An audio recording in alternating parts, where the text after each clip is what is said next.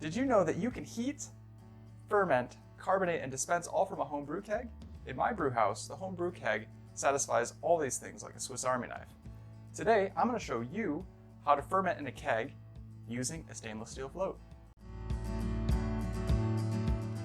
Okay, some basic keg anatomy. Your keg will have a long dip tube on the liquid side. The long dip tube goes all the way to the bottom of the keg and allows liquid to come up.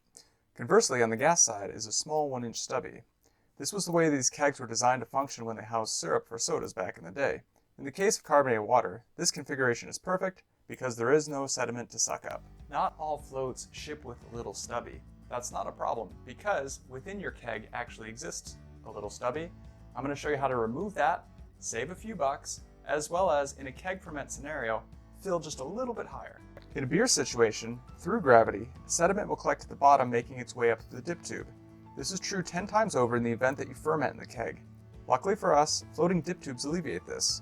Here you can see how the float operates. Though there are several on the market, my favorite is the clear draft float system for how it handles keg-hopped beers like a boss. Check out the link in the description to get yours.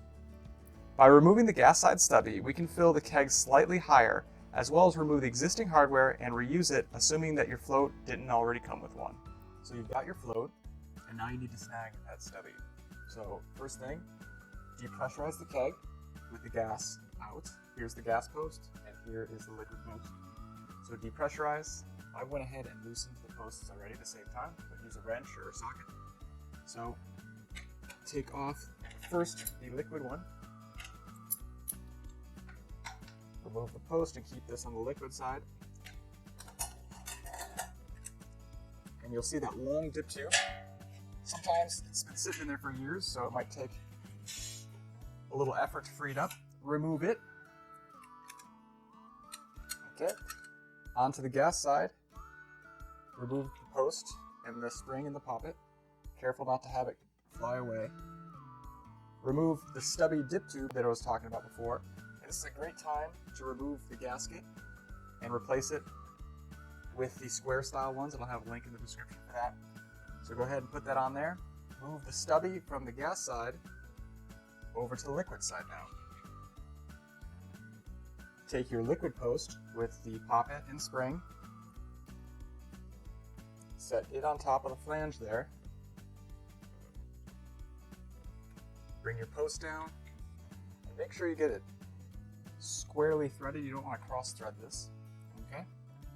Then on the gas side, we're going to have no post anymore, but we still need a dip tube O-ring. So I recommend that flat square style because it stays on there really well.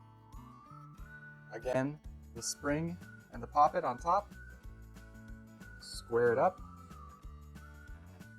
Take your post, drop it down nicely. Get the thread started. Finger tight both of them. Then you got your trusty float, and it will connect to the liquid side where you got that stubby now.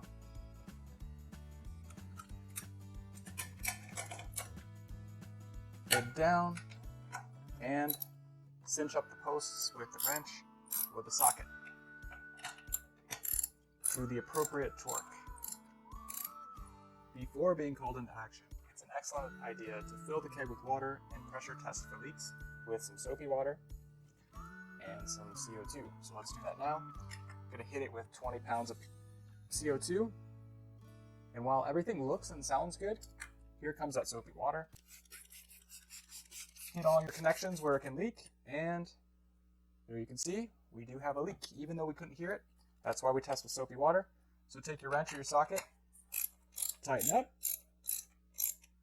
Okay, it's good to go.